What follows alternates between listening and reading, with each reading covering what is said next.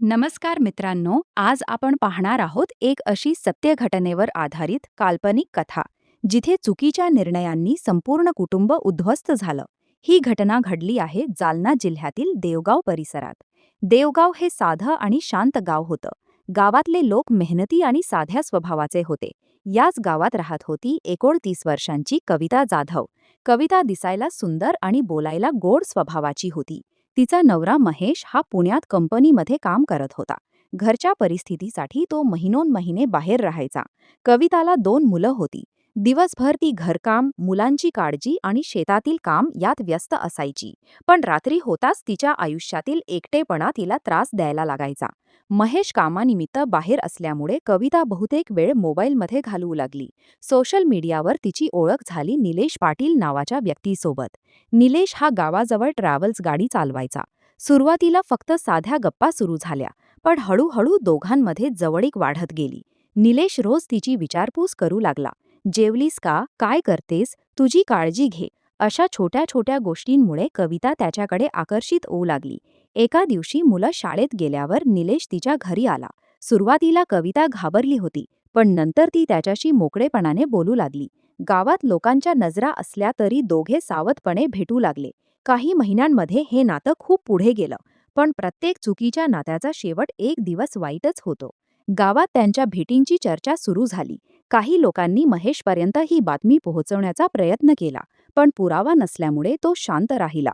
दरम्यान कविताची ओळख अजून एका तरुणाशी झाली, रोहन कदम.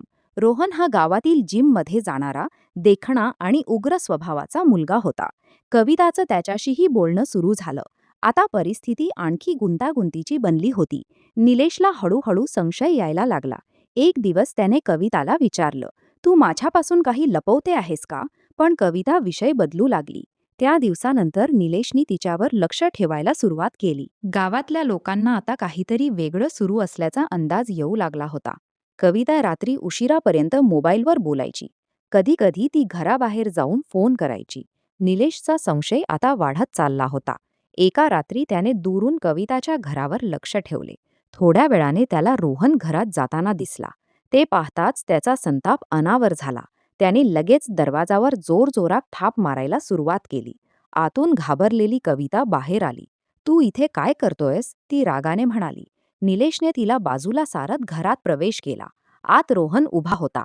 दोघांमध्ये जोरदार वाद सुरू झाला. शब्दांच्या भांडणाचं रूप काही क्षणात मारामारीमध्ये बदललं. घरातील वस्तू खाली पडू लागल्या.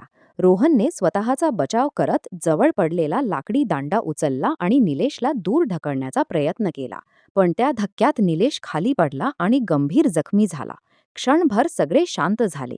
कविता घाबरून रडू लागली. आता काय करायचं? ती थरथरत म्हणाली. रोहनलाही परिस्थिती हाताबाहेर गेल्याचं लक्षात आलं होतं. दोघांनी मिळून हा प्रकार लपवण्याचा प्रयत्न केला. रात्री उशिरा त्यांनी जखमी निलेशला गावाबाहेर नेलं. दुसऱ्या दिवशी सकाळी गावाजवळील ओसाड जागेत एका व्यक्तीला गंभीर अवस्थेत आढळल्याची माहिती पोलिसांना मिळाली. पोलीस घटनास्थळी पोहोचले. तपास सुरू झाला.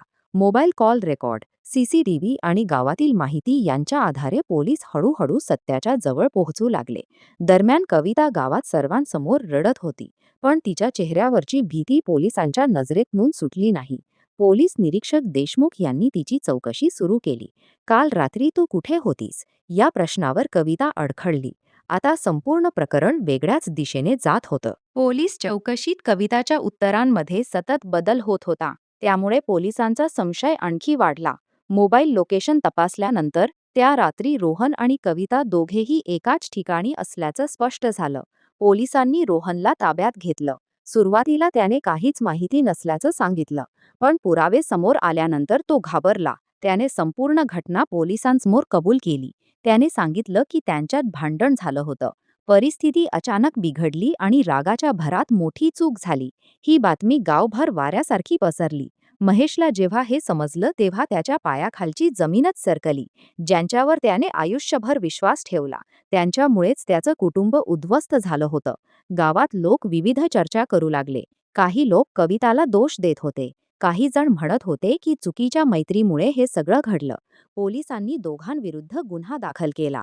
दरम्यान कविताची मुलं सतत आईबद्दल विचारत होती. त्या निष्पाप मुलांना काहीच समजत नव्हतं की मोठ्यांच्या चुकीच्या निर्णयांमुळे त्यांचं आयुष्य बदलून गेलं आहे. काही महिन्यांनंतर कोर्टात या प्रकरणाची सुनावणी सुरू झाली. सरकारी वकिलांनी मोबाईल रेकॉर्ड, गावकऱ्यांची साक्ष आणि घटनास्थळावरील पुरावे कोर्टासमोर सादर केले.